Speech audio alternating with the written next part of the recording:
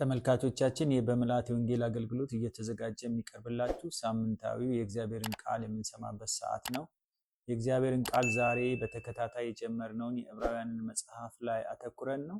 ዕብራውያን ምዕራፍ 3 ከቁጥር 1 እስከ 6 ያለውን ሐሳብ እናያለን። በዚህ በዕብራውያን መጽሐፍ ላይ ምዕራፍ 1 እና 2 ለማየት ሙከራ አድርገናል።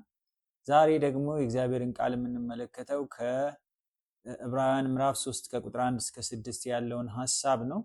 ይህ ክፍል የሚናገረው አንዱ ምንድነው? ስለ ሰማያዊ ጥሪ ተካፋዮች እና እነዚህ ሰማያዊ ጥሪ ተካፋዮች ምንስ ነው የሚጠብቃቸው? ሰማያዊ ጥሪ ተካፋዮች ሲባል ምን ለማለት ተፈልጎ ነው የሚሉትን ሐሳቦች ለማፍታታት እንሞክራለን። የመጀመሪያው ሐሳብ የዕብራውያን ክርስቲያኖች ለሰማያዊ መንግስት የተጠሩ መሆናቸውን ጸሐፊው ሲያስታውሳቸው እንመለከታለን። እንግዲህ ምናልባት እነዚህን ሰዎች ስንመለከታቸው ከተለያየ ቻሌንጅ ከተለያየ ተግዳሮት የተነሳ ያው ሰማያዊ መንግስት እንደሚጠብቃቸው ሰማያዊ የሆነ አገር እንዳላቸው እና ከዚህ ምድር ባሻገር ደግሞ ያ ሰማያዊ አገር ለዘላለም የሚኖርበት እንደሆነ የዘነጉ ይመስላሉ። ስለዚህም ነው የዕብራውያን ጸሐፊ ሲናገር እናንተ የሰማያዊ ጥሪ ተካፋዮች እያለ የሚናገረው። ስለዚህ ሲያስታውሳቸው ነው የምንመለከተው። ይህ ማለት ለሰማያዊ ጥሪ የተጠራችሁ ከዚህ ምድር ባሻገር ሌላ መንግስትና ኑሮ የሚጠብቃችሁ እያላቸው ነው ያለው። ከዚህ መንግስትና ኑሮ ሌላ መንግስት ይጠብቃችኋል፣ ሌላ አገር ይጠብቃችኋል። ስለዚህ ደግሞ እባካችሁ ይህንን አስቡ አይነት ጥሪ ነው እያስተላለፈላቸው ያለው። ከዚህም ባሻገር በሌላ አነጋገር ለሰማያዊ ጥሪ ምላሽ ያልሰጡ ወይም ለሰማያዊ ጥሪ ጆሮቻቸውን ያልከፈቱ መኖራቸውንም ሊያሳይ ይችላል። እዚህ ጋር ያያችሁ እናንተ የሰማያዊ ጥሪ ተካፋዮች ናችሁ እያለ ሲናገር ለዚህ ምላሽ ያልሰጡ ሰዎች ወይም ደግሞ ለዚህ ጆሮአቸውን አንሰጥም ብለው የደፈኑ ሰዎች አይዘር ደግሞ ከዚህ ድምጽ እየራቁ ያሉ ሰዎች ሊኖሩ ይችላሉ። ከዚህ የተነሳ የሰማያዊ ጥሪ ተካፋዮች እንደሆኑ እንደተጠሩ ይነግራቸዋል። ስለዚህ በዚህ ምድር ባለው ስኬት ወይም ያለመሳካት ጉድለት ወይም ሙላት ልባችሁ ሳይያዝ ዘወትር የተጠራችሁበትን ሰማያዊ ጥሪ አስቡ ነው የሚላቸው። አያችሁ፣ በዚህ ምድር ላይ ውጣ ውረድ ሊኖር ይችላል፣ ስኬት ሊኖር ይችላል፣ ጉድለት ሊኖር ይችላል፣ ብዙ ነገሮችን ልታስተናግዱ ትችላላችሁ። ግን የተሰጣችሁንና የተጠራችሁበትን ሰማያዊ ጥሪ አስቡ። ልባችሁ በሌላ ነገር አይክበድ። መጽሐፍ ቅዱስ ላይም ያው ትዳር በሚገኝበት ንግድ ራስህን አታጠላልፍ፣ በዚህ ዓለም ኑሮ አይክበድብህ፣ ያገባም እንዳላገባ ይሁን ይላል መጽሐፍ ቅዱስ ሲናገር። ብዙ ጊዜ ሁሉ ነገራችን እዚህ እንደሆነ ሁሉ ነገራችን ተጀምሮ እዚሁ እንደሚያልቅ እናስባለን ይመስለኛል። ስለዚህ ብዙ ጊዜ ልባችን በዚህ ዓለም ነገር ይከብዳል። እነዚህን ሰዎች ሲናገራቸው የምናየው ነገር ይሄንን ነው። ይህ ምድር የእናንተ የዘላለም መኖሪያ ስላልሆነ ልባችሁ በዚህ ምድር ኑሮ አይክበድ ወይም አይወሰድ፣ አንድ ቀን ወደ ሰማያዊ አባታችሁ ተጓዥ ናችሁ እያለ ይነግራቸዋል። ይህ ምድር የእናንተ የዘላለም መኖሪያ አይደለም። ከዚህ ምድር ባሻገር ዘላለም የምትኖሩበት ምድር አላችሁ፣ መንግስት አላችሁ፣ አገር አላችሁ። ስለዚህ ወደ ሰማይቱ መንግስት እስክትሄዱ ድረስ እባካችሁ ልባችሁ በዚህ ዓለም ነገር ምን አያደርግ አይክበድ፣ ወይም ደግሞ በዚህ ዓለም ነገር አይወሰድ። ብዙ ጊዜ ያው በህይወታችን ውስጥ የምናየው ዛሬም በተለይ በክርስቲያኑ ህይወት የምናየው ቁሳዊ ነገር እና ምድራዊ ነገር የራሱ የሆነ አስፈላጊነት ሊኖረው ይችላል በምድር ላይ ለመኖር፣ ግን የመጨረሻ አስፈላጊ የሚባል ነገር ግን አይደለም። ከዚህ ምድር ባሻገር ሌላ ዓለም አለን፣ ሌላ መንግስት ይጠብቀናል። ስለዚህ እዚህ ምድር ላይ ባለ ቁሳቁስ፣ እዚህ ምድር ላይ ባለ ልባችንን በሚያከብድ ነገር ወይም ደግሞ ያልሆነ ውድድር ውስጥ እንገባና አንዳንድ ጊዜ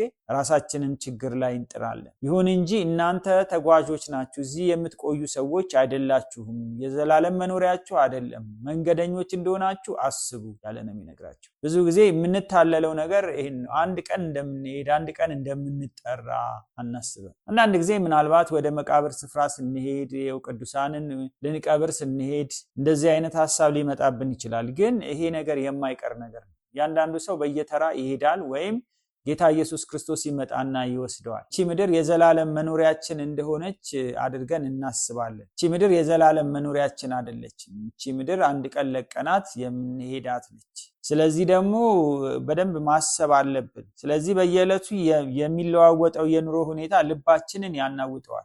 የተለያዩ ነገሮች ሲጨምሩ፣ ኑሮ ውድነቱ እየተባባሰ ሲመጣ፣ ችግሮች እየተፈጠሩ ሲመጡ ብዙ ጊዜ የምናስበው ነገር ልባችን ይናወጣል። እንደዚህ በሆንስ ያው እኛ እኮ ብንሄድም ወደ ጌታ ነው የምንሄድ። እንደው ችግር ይዞ የሚገፋን ከሆነ ግፋ ቢል ያው በሞት ያሰናብተን ከቻለ እንኳን እዛ ድረስም አንደርስም። ምክንያቱም እግዚአብሔር ከኛ ጋር ስለሆነ ወጀብም ባውሎ ነፋስም ጌታ መንገድ ስላለው ችግር የለውም። ይሁን እንጂ ደግሞ እንደው ገፋ ቢል ችግሩ መጣ ቢባልና ብንሄደው ወደ ጌታ ነው። ስለዚህ ብዙ ልባችን በዚህ ዓለም ነገር ሊከብድ እንደማይገባ ነው ጸሐፊው የሚናገር። ስለዚህ በየዕለቱ የተለያዩ የኑሮ ውጣ ውረዶች ይመጣሉ፣ የተለያዩ አስጨናቂ ነገሮች ይመጣሉ፣ የተለያዩ ነገሮች ይጨምራሉ፣ ኑሮ ውድነቱ እየናረ ይሄዳል። ስለዚህ ሬዚስት ላረገው ልቋቋመው አልቻልኩም በሚል በኃይለኛ ዲፕሬሽን ውስጥ በኃይለኛ የሆነ ድባቴ ውስጥ እንገባለን። ግን እግዚአብሔር ደግሞ መልካም አምላክ ነው። እግዚአብሔር ከዚያም የሚያወጣ አምላክ ነው። ባይሆን እንኳን መሄጃችንም ከሆነ እንሄዳለን። በዚህ ብንሄድ የምንሄድበትን ቦታ እናውቃለን። ስለዚህ ለዕብራውያን ጸሐፊው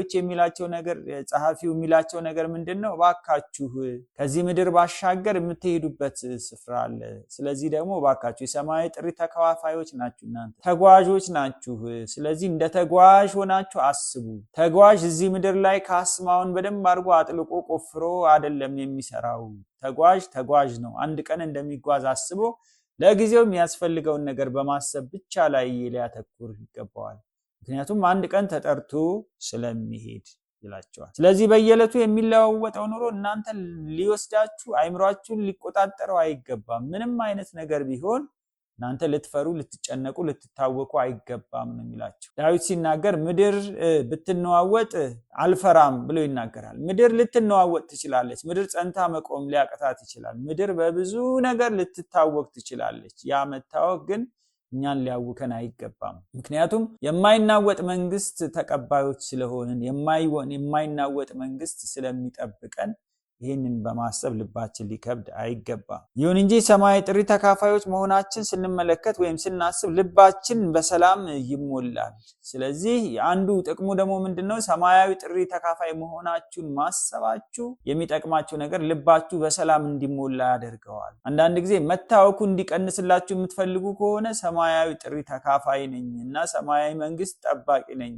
አንድ ቀን እጓዛለሁ፣ አንድ ቀን እሄዳለሁ፣ ስለዚህ በዚህ ምድር ላይ የተለያየ ነገር ቢፈራረቅም ምንም ግድ አይለኝም፣ የመጨረሻ ቢያስከፍለኝ ዋጋ ሞት ሊሆን ይችላል፣ ሞት ደግሞ የኔ ድልድይ ነው፣ ከጌታ ጋር የምገናኝበት ድልድይ ነው፣ ስለዚህ ምንም ነገር ቢመጣ አልፈራም ብላችሁ ልባችሁ ልታጸኑ ይገባል አይነት ነገር በውስጡ ያለው ይመስለኛል። ስለዚህ ገፊዎቻችንና በአሳዳጆቻችን ላይ ጸንተን ለመቆም አቅም እናገኛለን። ምን? ሰማያዊ ጥሪ ተካፋዮች እንደሆንን ስናስብ። ዛሬ የሚገፋን ነገር ሊኖር ይችላል፣ ሁኔታ ሊሆን ይችላል፣ ሰዎች ሊሆኑ ይችላሉ፣ ሰይጣን የሚያስነሳው የተለያየ ነውጥ ሊኖር ይችላል። እነዚህ መገፋትና ወይም ደግሞ የሚያሳድዱንም ሰዎች ካሉ መሳደዳችን የመጨረሻ ቢያደርስብን ነገር ሞት ነው። ያ ሞት ደግሞ እኛን ወደ ሰማዩ መንግስት ነው የሚወስደን። ስለዚህ ልባችን በዚህ ምድር ነገር ላይ አይታወክ ነው የሚለው እና አስቡ፣ የሰማያዊ ጥሪ ተካፋዮች እንደሆናችሁ አስቡ። በሁለተኛ ደረጃ የምንመለከተው የእምነታቸው ሐዋርያና ሊቀ ካህን እንዲያስቡ ያሳስባቸዋል። የእምነታቸው ሐዋርያና ሊቀ ካህን ክርስቶስ እንደሆነ እንዲያስቡ ያሳስባቸዋል። ሐዋርያ የሚለው ቃል የተላከ የሚል ትርጉም ሲኖረው ስለ እነርሱ በኃጢአትና ባርነት ነፃ ሊያወጣ የተላከ እንደሆነ ያሳስባቸዋል። ይሄ የተላከው ኢየሱስ በአብ የተላከው ኢየሱስ እነሱን ከባርነትና ከኃጢአት እስራት ነፃ ሊያወጣቸው የመጣ ነፃ አውጪ እንደሆነ እንዲያስቡ ያሳስባቸዋል። የኢየሱስ ሐዋርያነት ከደቀ መዛሙርቱ ሐዋርያነት የሚለየው እርሱ ቤዛ ሆኖ የሰው ልጆችን ከሞት ወደ ሕይወት ለማሻገር የተገለጠ መሆኑ ነው። ጌታ ኢየሱስ ክርስቶስ ቤዛ ሆኖ ለሰው ልጆች ራሱን ሰውቶ የሰው ልጆችን ለማዳን የተገለጠ ሐዋርያ ነው። በአብ የተላከ ሐዋርያ ነው። ደቀ መዛሙርቱ ደግሞ በአንጻሩ የእነሱን ሐዋርያነት ስንመለከት ስለ እርሱ ብቸኛ አዳኝነት ሊመሰክሩ የተጠሩ መሆናቸውን ነው የሚያሳስብ። ስለ ጌታ ስለ ኢየሱስ ክርስቶስ ሊመሰክሩ ሊናገሩ እሱ አዳኝ ነው፣ እሱ ጌታ ነው፣ በምድር በሰማይ ከሱ በላይ ማንም አዳኝ የለም፣ ስለዚህ ደግሞ እሱ ልትቀበሉ ይገባል፣ እሱም በማመን የዘላለም ሕይወት ይገኛል ብለው እንዲመሰክሩ የተጠሩ ሐዋርያቶች ናቸው። ጌታ ኢየሱስ ክርስቶስ በአባቱ ሲላክ እነሱ ደግሞ በጌታ በኢየሱስ ክርስቶስ የተላኩ እንደሆኑ መጽሐፍ ቅዱሳችን ይነግረናል። ዮሐንስ ወንጌል ምዕራፍ 17 ቁጥር 1 ላይ እንደገና ደግሞ ስለ ደቀ መዛሙርቱ መላክ ሲናገር ደግሞ ማቴዎስ 28 ከ18 እስከ 20 ያለውን ክፍል ማየት እንችላለን። ስለዚህ ጌታ ኢየሱስ ክርስቶስ በአብ የተላከ ሰዎችን ከባርነት ሊያወጣ ነፃ ሊያወጣ የተገለጠ መሆኑን እንመለከታለን። የብሉይ ኪዳኖቹ ሊቀ ካህናት በኃጢአት የተያዙና ንስሐ የሚያስፈልጋቸው ሲሆኑ ኢየሱስ ግን ኃጢአት የማይገዛውና ስለ ሰው ልጆች ኃጢአት የሆነ ነው። እነዚህ የብሉይ ኪዳን ሊቀ ካህናት ኃጢአትን የያዛቸው ወይም ኃጢአት የሚገዛቸው ስለሆኑ ንስሐ የሚያስፈልጋቸው ናቸው። በዓመት አንድ ጊዜ ወደ ቅድስተ ቅዱሳን ሊቀ ካህኑ ሲገባ የሚያደርገው አንድ ነገር አለ። እሱ ምንድነው? መስዋዕት ይዞ ከመግባቱ በፊት የራሱን ኃጢአት ተናዞ መጀመሪያ ለራሱ መስዋዕት አቅርቦ ከዛ በኋላ ነው ለሕዝቡ ደግሞ የሚሰዋውን ሰውቶ ደሙን ይዞ የሚገባው። ምክንያቱም እሱ ኃጢአተኛ ስለሆነ ሰው ስለሆነ በኃጢአት የተገዛ ስለሆነ በአዳም ምክንያት የውርስ ኃጢአት ስላለበት። ጌታ ኢየሱስ ክርስቶስ ግን ኃጢአት ያልነካው ኃጢአት የማያውቀው ይልቁንም ደግሞ ስለኛ ብሎ በመስቀል ላይ ኃጢአት የሆነ ሊቀ ካህን ነው። ስለዚህ በሁለቱ ሊቀ ካህናት መካከል ያለውን ልዩነት ስንመለከት ጌታ ኢየሱስ ክርስቶስ ያለ ነውር ያለ ነቀፋ የተገለጠ ሊቀ ካህን ሲሆን እነሱ ደግሞ በኃጢአት የተያዙ ሊቀ ካህን ግን እግዚአብሔር በዛ ባሮጌው ኪዳን ጌታን እንዲያገለግሉ የተጠሩ ሊቀ ካህናት እንደሆኑ እንመለከታለን። ለዚህ የብሉይ ኪዳኖቹ ሊቀ ካህናት የመስዋዕት ደም ይዘው ወደ ቤተ መቅደስ የሚገቡ ሲሆን ኢየሱስ ግን ራሱን መስዋዕት አድርጎ በገዛ ደሙ ለአንዴና ለመጨረሻ ጊዜ ቤተ መቅደሱን መጋረጃ የቀደደ እንደሆነ እንመለከታለን። አያችሁ፣ እነዚህ ሰዎች ለራሳቸው ኃጢአት ተናዘው ከዛ ደግሞ ለሕዝቡ ኃጢአት የሚገባውን ነገር ይዘው ይገባሉ። ጌታ ኢየሱስ ክርስቶስ ግን ለአንዴና ለመጨረሻ ጊዜ ዳግመኛ መስዋዕት እንዳይሰዋ ዳግመኛ ሌላ ሊቀ ካህን እንዳይነሳ አድርጎ ሊቀ ካህን መደምደሚያችን ሆኖ የተገለጠ ነው ክርስቶስ ኢየሱስ። ስለዚህ ደግሞ ለአንዴና ለመጨረሻ እሱ በገዛ ደሙ ወደ ቤተ መቅደስ ገባ። ስለዚህ ተጋርዶ የነበረውን በዓመት አንድ ጊዜ ሊቀ ካህን ብቻ ይገባበት የነበረውን ያንን የቅድስተ ቅዱሳንን ጌታ ኢየሱስ ክርስቶስ በደሙ ቀደደው። ስለዚህ አሁን በክርስቶስ በኩል ወደ አብ መግባት እንደተሰጠን መጽሐፍ ቅዱስ ይነግረናል። ስለዚህ በምንም ሁኔታ ብትሆኑ አስተማማኝ ሐዋርያና ሊቀ ካህናት አላችሁ ነው የሚላቸው። አሁን ያላችሁበት ሁኔታ መገፋት ሊሆን ይችላል፣ ችግር ሊሆን ይችላል፣ የተለያየ ጫና ሊሆን ይችላል፣ ከእምነታቸው የተነሳ እየደረሰባቸው ያለ ነገር ሊኖር ይችላል።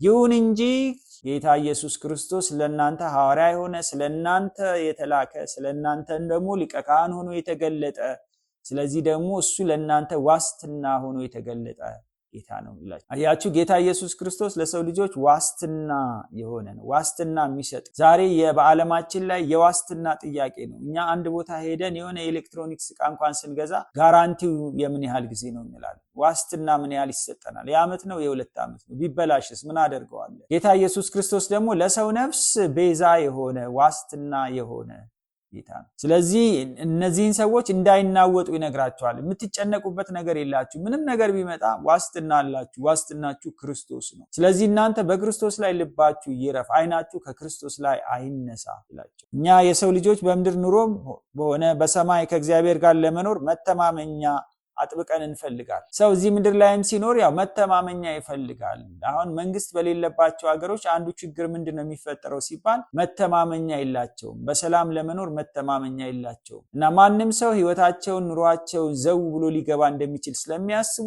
ሰዎች ወደ ተረጋጋና ዋስትና ይሰጠናል ብለው ወደሚያስቡት መንግስታት ይሄዳሉ። ከዚህ የላቀ ነው ኢየሱስ ክርስቶስ ለሰው ልጆች ዋስትና የሰጠ የመዳን ዋስትና የሰጠ። ስለዚህ በየገዳማቱ በየተለያየ ቦታ እንዳንሄድ የሚገድበንን ዋስትና የሰጠ ከዚህ ምድር ባሻገር ያለውን የዘላለም ዋስትና የሰጠ ጌታ ነው። ስለዚህ በዚህ ጌታ ላይ ልባችን እንዲያርፍ መጽሐፍ ቅዱስ አበክሮ ይመክረናል። ብዙ ሰው ዘወትር የሚያስበው የዋስትና ጥያቄ ነው። ይሁን እንጂ ይህንን የዋስትና ጥያቄ ማን መልሶታል?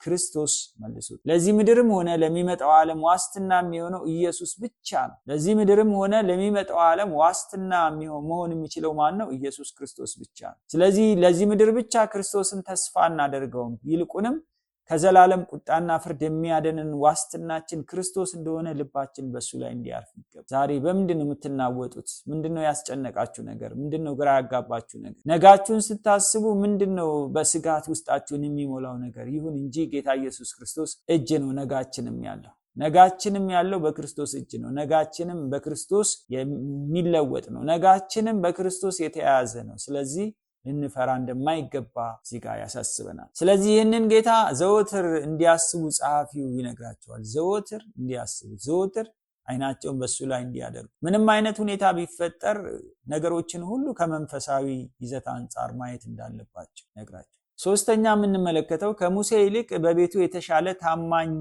እንደነበረ ይነግራቸዋል።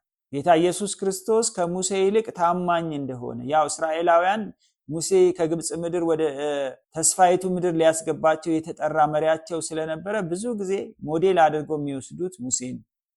ግን የዕብራውያን ጸሐፊ ሲናገር በቤቱ ላይ ከሙሴ ይልቅ ክርስቶስ የተሻለ እንደነበረ ይነግራቸዋል።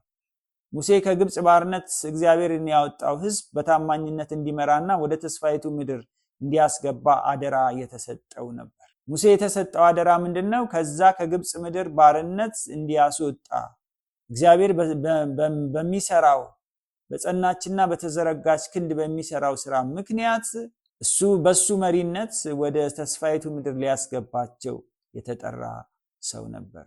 ይሁን እንጂ ይሄ ታማኝ የተባለው ደግሞ ሙሴ ተሳክቶለት ይህንን ያህል መፈጸም እንዳልቻለ መጽሐፍ ቅዱሳችንን ደግሞ ስንመረምር እናገኛለን። ያው ታማኝ የተባለው በሰው ልክ እንደሆነ ነው እዚህ ጋር የምንመለከተው። ይሁን እንጂ እንደ ሰው የቻለውን ያህል ለእግዚአብሔር ታማኝ ሆኖ ወደ ተስፋይቱ ምድር ሊያስገባ ቢሞክርም ሲሳካለት አንመለከትም። ምክንያቱም በዘኍልቍ ምዕራፍ 20 ላይ ሲናገር ያው ይዟቸው እንዳልገባ ይልቁንም እሱም እንደማይገባ እንደተነገረው ነው የምንመለከተው። ግን በሰው ልክ የተሰጠውን ሕግ ለመጠበቅ የሞከረ፣ እስራኤላውያንን ሕጉን ያስተማረ፣ እናም ደግሞ ሰዎች ከእግዚአብሔር ሐሳብ ጋር እንዲጣበቁ በተለይ እስራኤላውያኖቹ ሲመራቸው ሲነግራቸው የነበረ፣ በቅንነትና በታማኝነት የተቻለውን ያህል እንዳደረገ እንመለከታለን። ኢየሱስ ግን ከሰይጣን ባርነት ሕዝብን አውጥቶ ወደ ሰማያዊ መንግስት ለማስገባት ታማኝ መሆኑን አሳየ። ኢየሱስ ክርስቶስ የሰው ልጆችን ከሰይጣን እስራትና ከኃጢአት ባርነት አውጥቶ ወደ ሰማያዊ መንግስት ለማስገባት ታማኝ የቤቱ አገልጋይ እንደነበረ መጽሐፍ ቅዱስ ይነግረናል። ሙሴ በቤቱ ላይ ወይም በተሰጠው ፍርድ፣ ስርዓት፣ ምስክር፣ ሕግ ጠብቆ የእስራኤልን እንዲጠብቁ የሚቻለውን ያህል አድርገዋል። ይሁን እንጂ ቤቱን የሚሰራው ኢየሱስ ግን ቤቱ የሆነውን እኛን ሰርቶ ለእግዚአብሔር መንግስት ለማብቃት ታማኝ መሆኑን አረጋግጧል። አዲሱ መደበኛ መጽሐፍ ቅዱስ ላይ ስለ ቤቱ የሚለው ቃል ስንመለከት ቤቱ ማለት ልጆቹ ማለት ነው ብሎ ይፈተዋል። ስለዚህ ሙሴ በሕዝቡ ምሬት በዘኍልቍ ምዕራፍ 20 የተነሳ ታማኝነቱ ሙሉ ለሙሉ መፈጸም አልቻለም። ኢየሱስ ግን የመጨረሻዋን የሞት ጽዋ በመስቀል ጠጥቶ እና ሞቶ ታማኝነቱን ፈጽሟል። ጌታ ኢየሱስ ክርስቶስ ታማኝነቱን ያረጋገጠው እስከ ሞት ድረስ ነው፣ ዋጋ እስከ መክፈል ድረስ ነው። ስለዚህ ደግሞ ጌታ ኢየሱስ ክርስቶስ ከሙሴ ይልቅ ታማኝ እንደነበረ በቤቱ እንመለከታለን። ሙሴ በቤቱ ላይ ታማኝ አገልጋይ የነበረ ሲሆን ኢየሱስ ግን በቤቱ ታማኝ ልጅ ነበር። አሁን ደግሞ እዚህ ጋር ልዩነቶችን እንመለከታለን። ሙሴ በቤቱ አገልጋይ ነበረ፣ ታማኝ አገልጋይ ተብሎለታል። ይልቁን ክርስቶስ ግን ደግሞ ታማኝ ልጅ ተብሎ ተጠቅሷል። ስለዚህ ታማኝ አገልጋይ የታማኝ ልጅ ያህል ለቤቱ ግድ የሚለው ሊሆን አይችልም። ታማኝ አገልጋይ ጥሩ ነው፣ ታማኝ ሊሆን ይችላል። ግን ታማኝነቱ ሙሉ ለሙሉ ይሆናል ተብሎ አይጠበቅም። የታማኝ ልጅን ያህል ሊሆን አይችልም። ምክንያቱም ታማኝ ልጅ የባለቤትነት ስሜት ስለሚሰማው፣ አገልጋይ ግን የፈለገውን ያህል ታማኝ ቢሆን የባለቤትነት ስሜት አይሰማውም፣ ምክንያቱም ባለቤት ስላልሆነ ማለት ነው። ስለዚህ ጌታ ኢየሱስ ክርስቶስ ታማኝ ነው፣ ከዛም ባሻገር ደግሞ ታማኝ ልጅ ነው። ስለዚህ የባለቤትነትን መብት እዛ ጋር ያለው ነው ጌታ ኢየሱስ ክርስቶስ። ስለዚህ በታማኝነቱ ክሌም ማድረግ የሚችል ጌታ ነው።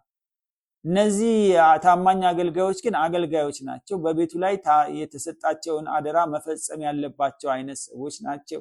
የባለቤትነት ስሜት ግን ሊያድርባቸው አይችልም፣ ምክንያቱም ባለቤት ስላልሆኑ ማለት ነው። የዕብራውያን ጸሐፊ እያለ ያለው እንደ አንድ አይሁዳዊ በሙሴ ላይ ካላችሁ ትኩረት ወይም እምነት ይልቅ ለእናንተ ልዩና ግድ መሰኘት ላለው እግዚአብሔር ላይ ልባችሁን ሊያርፍ ይገባል እያላቸው አሁን እየተናገራቸው ያለው ነገር ምንድነው?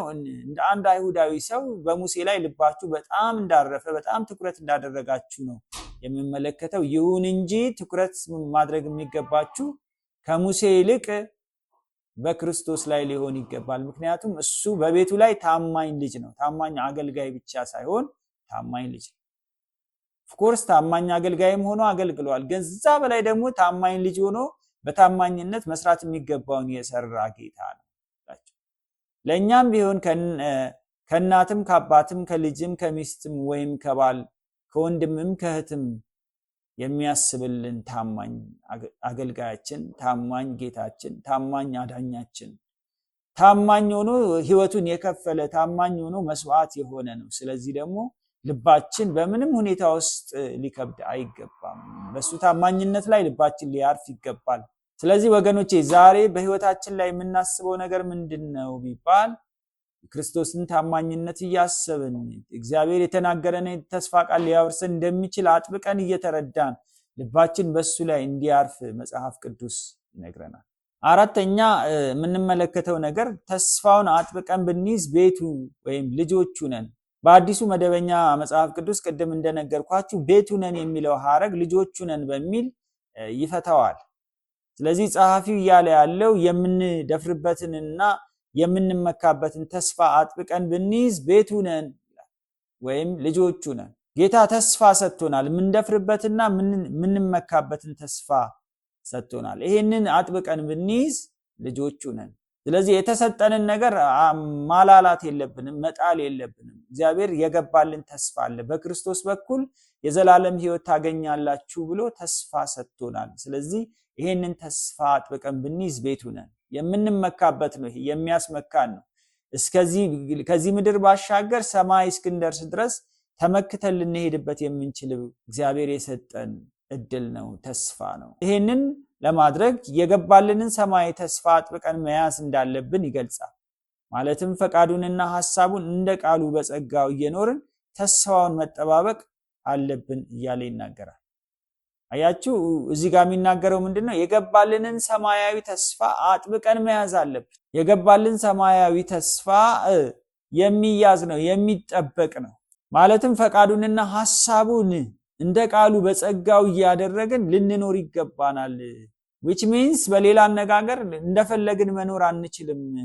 ፈቃዱንና ሐሳቡን እያደረግን ሰማያዊ ተስፋችንን መጠበቅ አለብን። ጸንቶ አለመቆም የእግዚአብሔር ልጅ ያለ መሆንን ያሳያል። በአንጻሩ ጸንቶ እስከ መጨረሻው መኖር ልጅነት ምልክት ነው ብሎ የአዲሱ መደበኛ መጽሐፍ ቅዱስ ትርጉም ይነግረናል። ስለዚህ ደግሞ የተሰጠን ተስፋ የሚጠበቅ ነው። የተሰጠን ተስፋ ከፈጻሚው ብቻ ሳይሆን እኛም መጠበቅ አለብን። ፈጻሚው ይፈጽመዋል። ፈጻሚው ታማኝ ነው። እኛም ደግሞ ፈቃዱንና ሐሳቡን እያደረግን ልንመላለስ ይገባናል። በእርግጥ መጽሐፍ ቅዱስ መመረጣችንን ይናገራል። ይሁን እንጂ መመረጣችን ከቃሉ ያፈነገጠ ሕይወት እንድንኖር አያበረታታል። መጽሐፍ ቅዱስ እንደተመረጥን ይነግረናል። የሰማያዊ ጥሪ ተካፋዮች እንደሆንን ይነግረናል። ይሁን እንጂ ይሄ ማለት እንደፈለግን ትኖራላችሁ ማለት አይደለም። የሰጣችሁን ተስፋ አጥብቃችሁ ያዙ ነው የሚለው መጽሐፍ ቅዱስ። አጥብቀን ብንይዝ ቤቱ ነን፣ አጥብቀን ብንይዝ ልጆቹ ነን። ስለዚህ ደግሞ ጋራንቲ አይሰጠንም። ለምን? ኃጢአት እንድንሰራ፣ አመጽ እንድንሰራ፣ ሆን ብለን አቅደን አስበን የክፋት አካሄድ እንድንሄድ፣ ኃጢአትን እንድንለማመድ እሱ አያበረታታን።